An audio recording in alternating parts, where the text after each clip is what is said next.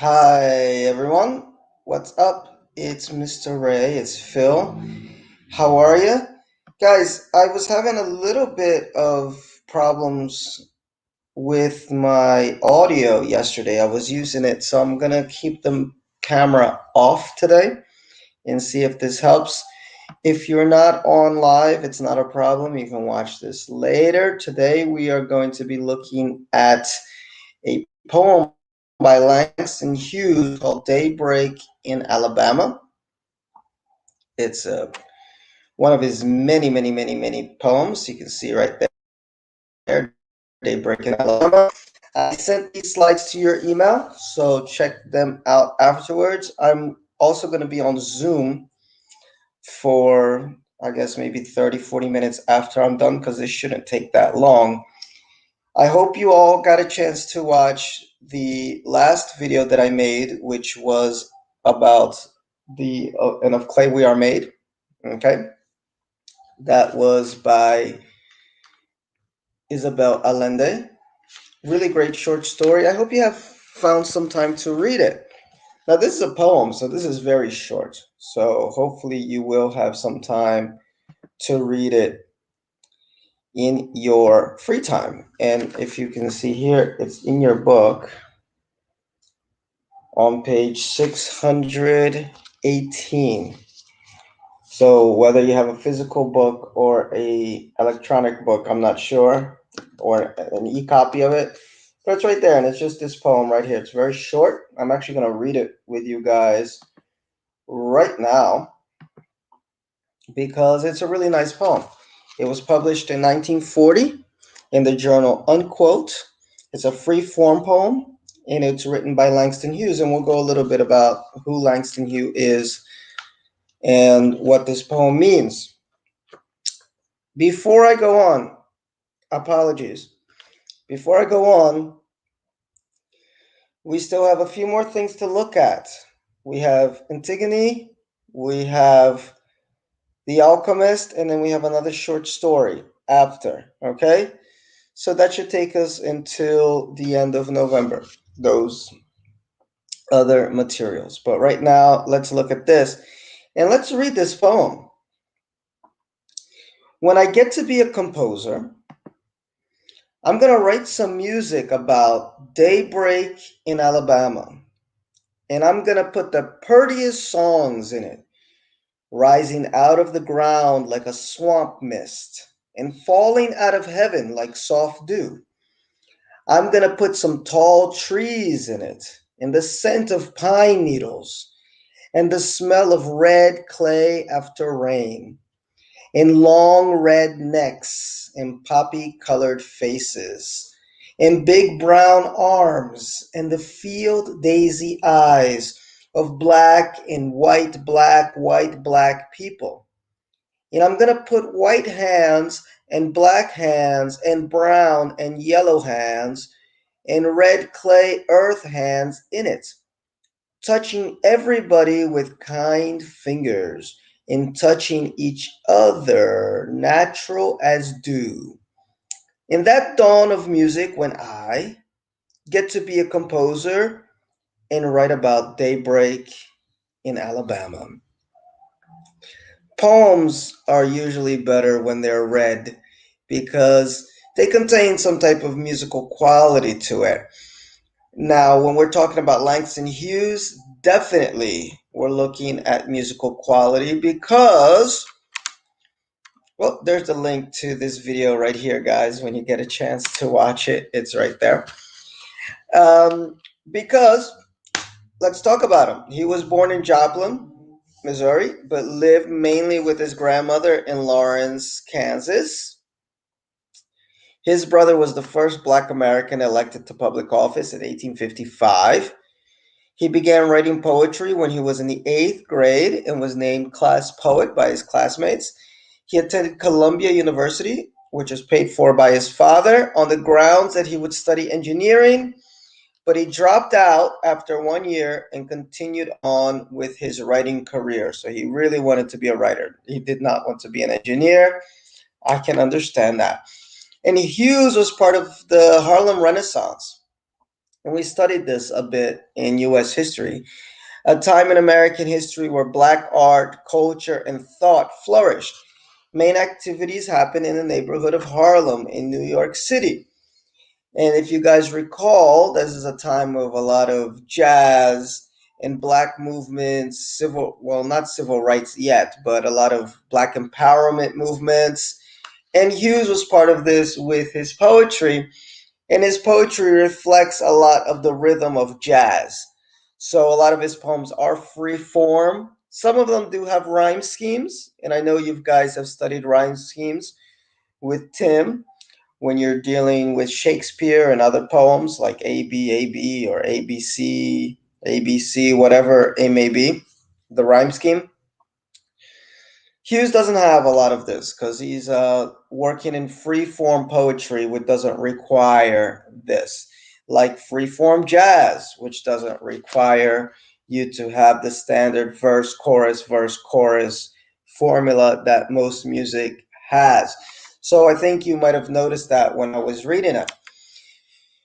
The poem is on page 617, like I said. Much of Hughes' poetry is musical and has been done in song. So here's a link to a musical version of this poem, which I really liked. I found a lot of them. A few were very slow, almost like operatic. I didn't like it that much, but I like this version. So click play on that. If I click play, the sound is not gonna come out very well. Otherwise, we would listen to this, and they may get me for copyright. But I thought this was a really cool version because this guy does kind of a bluesy rock and roll version of this poem, and you'll understand a little bit more why this poem has these musical qualities to it. So let's analyze this poem. When you get a chance to read it, hopefully you've read it even before this class, I want you to really think about what he's trying to talk about. Because he says when he gets to be a composer, he's going to write this music about daybreak in Alabama. Alabama is a state in America's deep south, which was highly populated by blacks. And you see it right here in the red. Now remember, this is 1940. There's segregation. So although blacks were not slaves anymore, they were definitely did not feel like they were part of America. So this song that he's writing, that's rising out of the ground, falling from heaven like a soft dew, okay, is like this moisture coming from the top, from the sky. And he describes all the things that he's going to put in this song, which are different elements of things that you see in Alabama, from the tall trees to the pine needles. And he talks about the long red necks. Well, in English, there's a pejorative term for white people. They're called rednecks, people that are very hillbilly or very country. So that's what he means when he says that. In poppy colored faces, okay, in big brown arms. So he's describing people. He's describing all the different types of people that you have around this area. Okay, and poppy is also a flower that is red. Okay, so he's describing white people, he's describing black people, right? Big brown arms, and the field daisy eyes, and then he's very clear about it, of black and white and black, white, black people, but he's kind of just mixing it like it's one big thing. He's not separating them. And that's why he says, I'm going to put white hands and black hands and brown and yellow hands and red clay earth hands, all in this song, touching everybody with kind fingers. So, in that dawn of music, when I get to be a composer and write about daybreak in Alabama, that's what I'm going to do. So, when you analyze this poem, think about it. He's talking about this unity among all folks, okay, especially in the South, where things were more segregated than the North. The North also had segregation, Okay, that's a bit of a myth that the North had no racism. It definitely did, and still does. But in the South, it was very open. It was much more open than in the North. So much that they had a lot of Southern laws, Southern codes, against blacks. So he's writing specifically to that right there.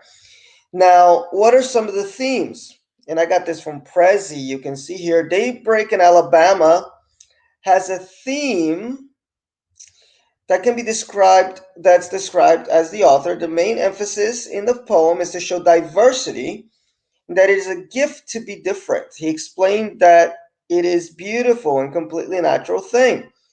The speaker of the poem, the most important line of the poem is when Langston Hughes says of black and white, black people. By doing this, he is trying to prove that they are not separated. They are one, and by taking the world out, it makes you feel as if they are all equal.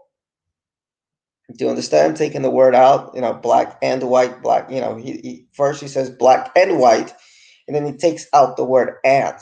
So white, black, white, he tries to just make it all seem like it's one thing. And the tone of the poem indicates that the author is playful and peaceful. The author writes, and falling out of heaven like a soft dew. This shows the peacefulness of the tone, while the line, I'm going to put the prettiest songs in it. Prettiest is a way to say prettiest, okay? It indicates more of the playful tone, and it's a playful way to say the word pretty. And then it just talks about the author. So, guys, if you want to check out Prezi, there's a lot more information on this poem, Daybreak in Alabama. Now, let's get to the questions on page 620. Now, there will be a little bit of controversy here, and I will do my best to get a definitive answer to question number one.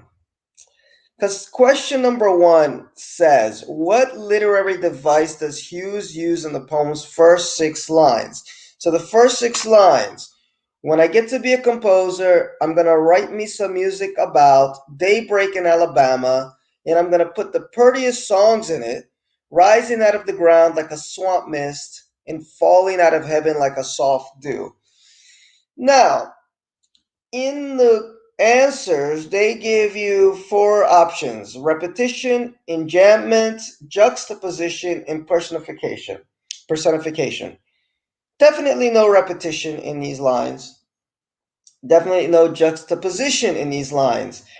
But I truly feel that there's enjambment, okay? And I got this from, oh my goodness, I will tell you where I got it from in a second. Sorry.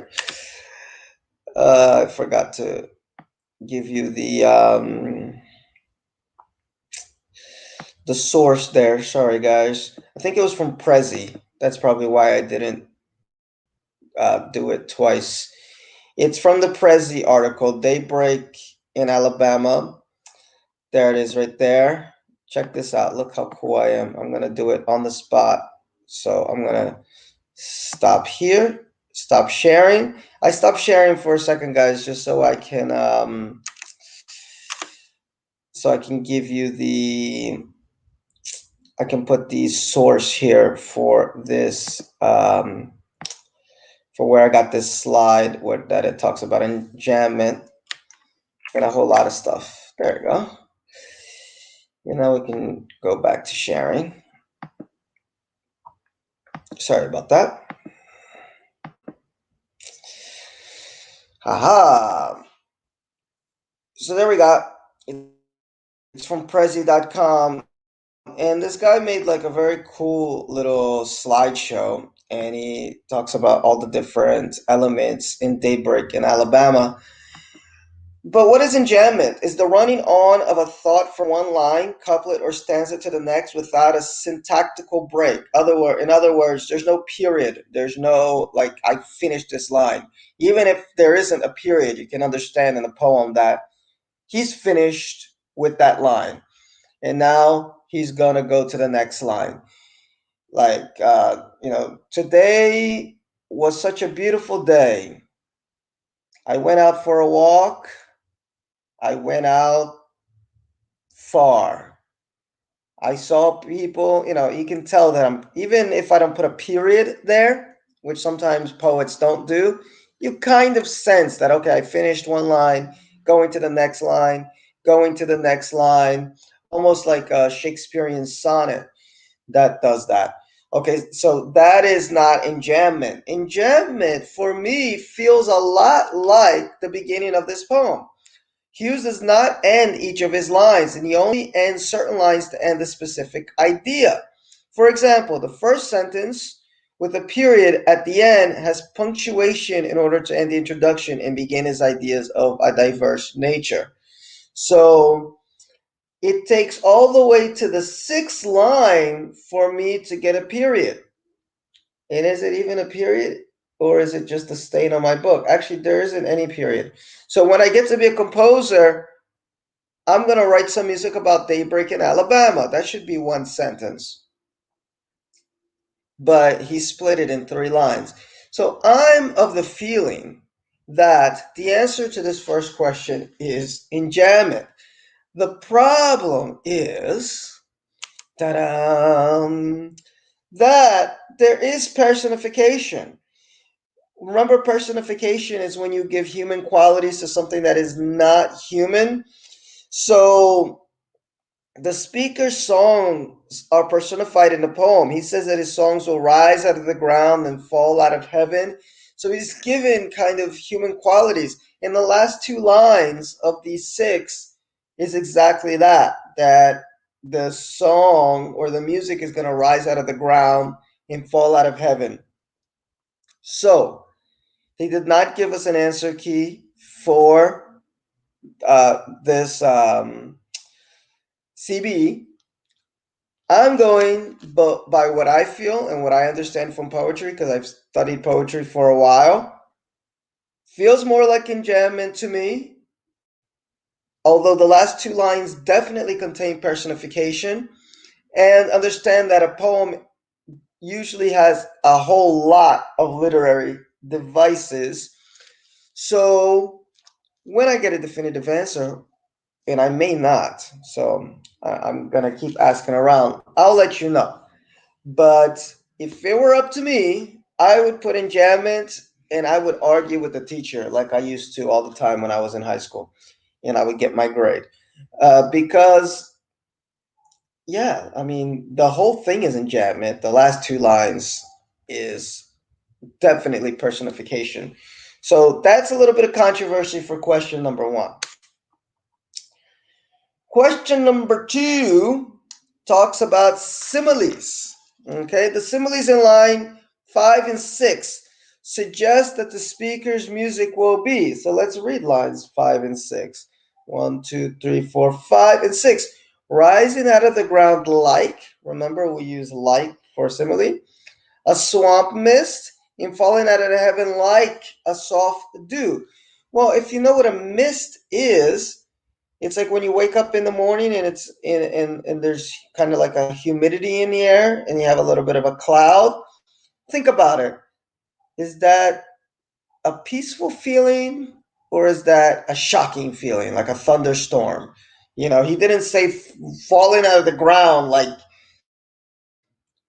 waters from a thunderstorm or like a waterfall or like hail from the sky or, you could have picked a lot of things for this music to fall out of the sky like, but he chose like a soft dew and rising up like a swamp mist.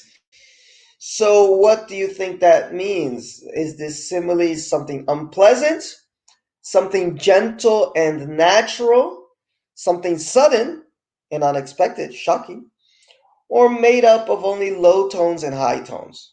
Think about that. Again, I don't want to give you guys all the answers. I want you to think a little bit. If you really don't get it, then, well, you know how to find me, right? It's not impossible to find me. And by the way, thank you, those of you that sent me Happy Teacher's Day messages. Very nice. Thank you very much. Let's go to lines 14 and 18. Let's count them down, 14 through 18. This is where it says of black and white, black people. And I'm going to put white hands and black hands and brown and yellow hands and red clay earth hands in it, touching everybody with kind fingers. So, what do you think that represents? Is that this music will be loud, wah, complex, confusing, inclusive, or energizing? And I think we answered that a little bit beforehand. And my little meme here, those of you that are Star Trek fans may understand that that's the Vulcan motto: infinite diversity and infinite combinations. And it's cool because all the different hands, they also happen to have all the different religions from Islam, Judaism, Buddhism, Christian, maybe even some atheists in there. So infinite diversity and infinite combinations. I don't know. I don't want to give you the answer, but what do you think the answer to that one is? And then question number 4 says, what literary element is found throughout the entire poem? Well, we have a few options here. We have imagery, we have symbolism, we have sound devices, and we have figurative language. So, my question to you is, when you're reading this poem, okay, when you're reading this poem, do you get a sense of, um, do you get a sense of what he's seeing, of what he's describing? Because I do, okay? Now, figurative language, because this one could be between two of them, okay? I don't see a lot of symbolism. I mean,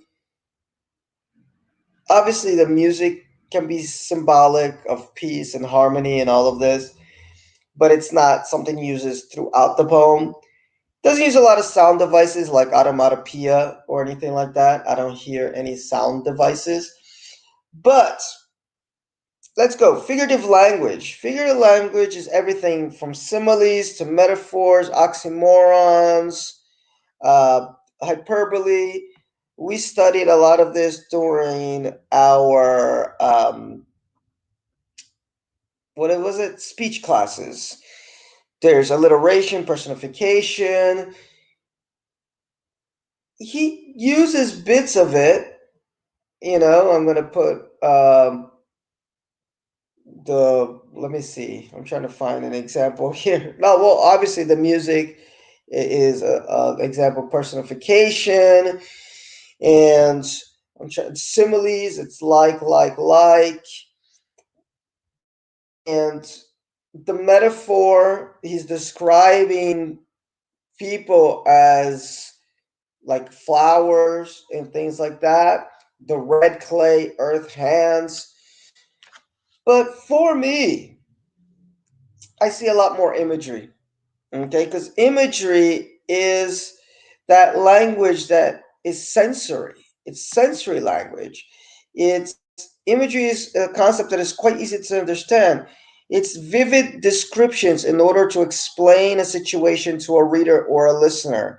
It's like building a picture in your mind. So as I'm reading this, I'm imagining I can see Alabama, but I can also see, because he's using a lot of imagery from Alabama, but also the different people that are of this land.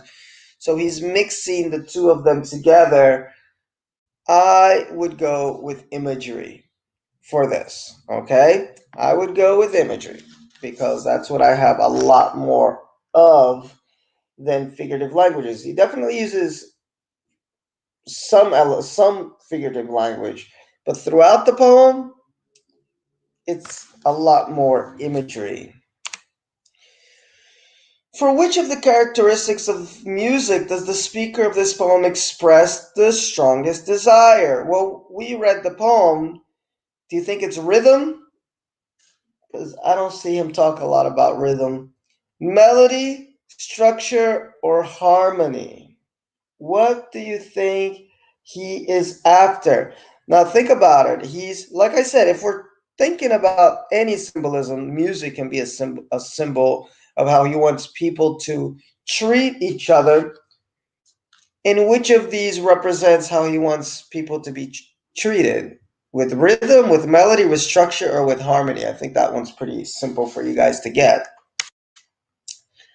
And finally, the tone of the poem could be best described as what? Critical, regretful, hopeful, or humorous?